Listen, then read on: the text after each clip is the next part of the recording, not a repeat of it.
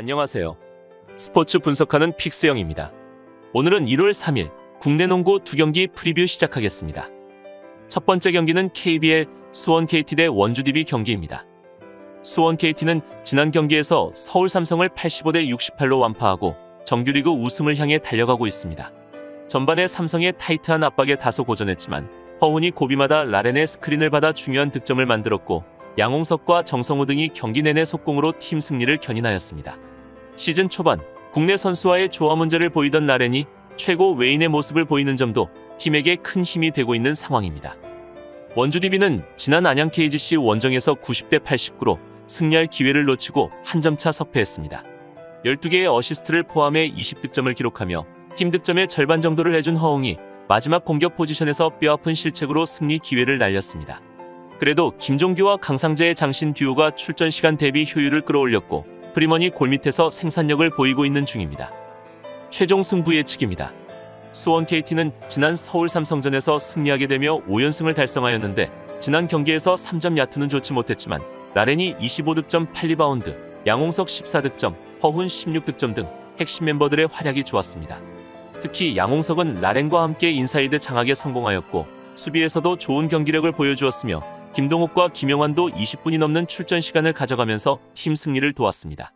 확실히 수원 KT는 양홍석과 라렌 라인이 강력한 모습을 보이고 있고 베테랑들의 뒷받침으로 생산력도 꾸준한 상황이며 가드진에서는 허훈과 정성우의 운영 능력이 우수한 부분을 잘 살리고 있는 모습입니다.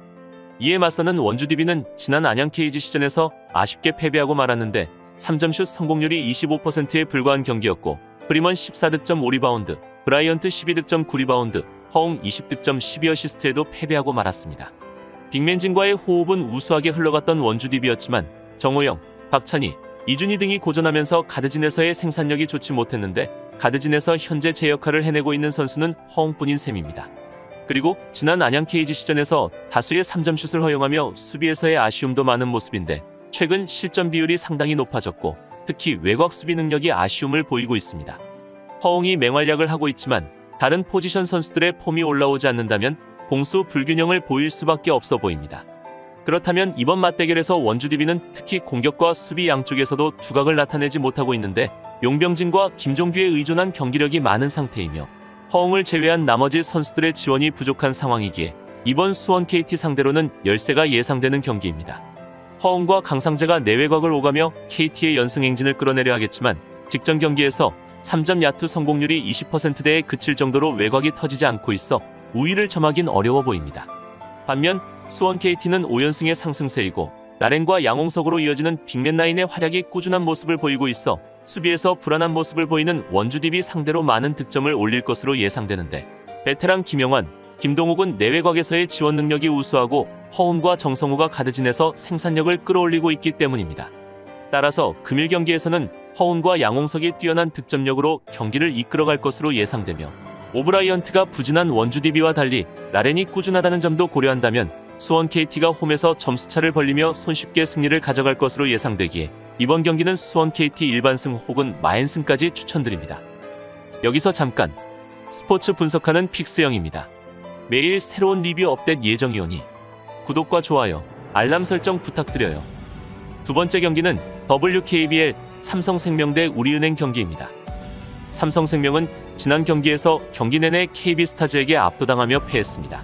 박지수의 높이에 대항하기 위해 가드진에서 더블팀에 나섰고 터프하게 수비에 임했지만 보드 장악이 전혀 되지 않았으며 강유림과 신이슬 등 외곽 슈터들의 슛도 터지지 않았습니다.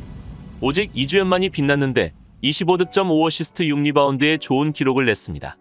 백코트 생산력은 괜찮았지만 배혜은의 휴식 시간에 김단비와 박혜미 등으로 버티기에는 빅맨 전력이 떨어졌던 상황이었습니다.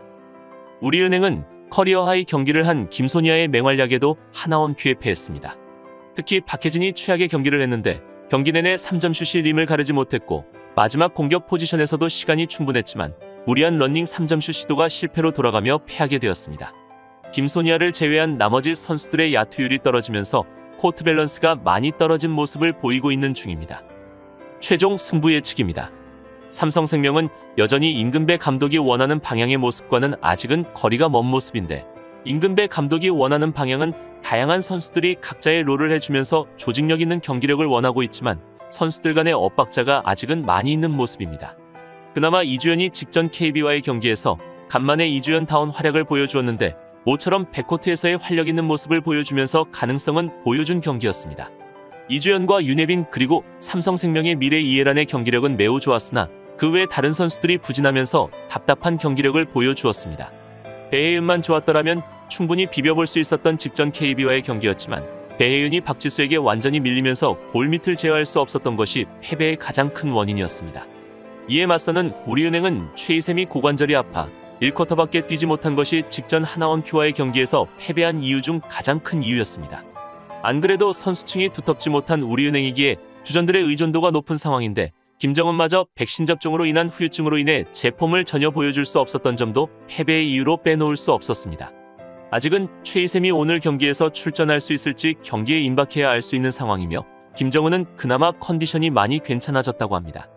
그렇다면 오늘 경기에서 핵심은 바로 최희샘인데 최희샘만 오늘 경기에 건강하게 돌아온다면 그나마 좋은 경기력을 보여줄 수 있을 것으로 보이는 우리은행이지만 그렇지 못한다면 오늘 경기도 충분히 고전할 가능성이 큰 경기입니다. 그리고 우리은행은 3점 시도가 높은 팀 중 한 팀인데 직전 하나원 큐 경기에서 3점이 너무도 들어가지 않으며 우리은행의 색깔을 보여주는 경기를 하지 못했고 오로지 김소니아의 침투에만 의존하는 모습을 보여주었습니다. 하지만 오늘 경기는 배혜윤이 버티고 있어 김소니아의 침투도 썩 쉽지만은 않을 것으로 보이기에 득점을 만들어가기에는 힘들 것으로 보입니다. 또한 박혜진의 경기력도 떨어진 상태에서 외곽 슛에서까지 난조를 보이게 된다면 외곽 득점을 주력 루트로 삼던 우리은행으로서는 치명타가 될 것으로 예상됩니다. 다만 삼성생명 역시 이주연과 윤예빈 등 앞선 가드진을 앞세워 우리은행을 잡으려 하겠지만 김소니아와 최희샘의 빅맨진 외에도 김정은이 배혜윤 방어를 잘하기에 삼성에게 쉽게 페인트존 득점을 내주지 않을 것입니다. 따라서 금일 경기에서는 양팀 모두 최근 저조한 경기력을 비롯해 두 팀 모두 수비를 중심으로 하는 팀인 걸 고려한다면 오늘 경기에서는 많은 득점은 나오지 않을 것으로 예상되기에 이번 경기는 언더 추천드립니다. 이상으로 1월 3일 국내 농구 2경기 분석을 마치겠습니다. 내일도 새로운 리뷰로 찾아오겠습니다. 최종 분석 및 조합픽은 오픈 채팅방에서 무료로 공유해드리니 영상 하단의 고정 댓글 클릭해주세요.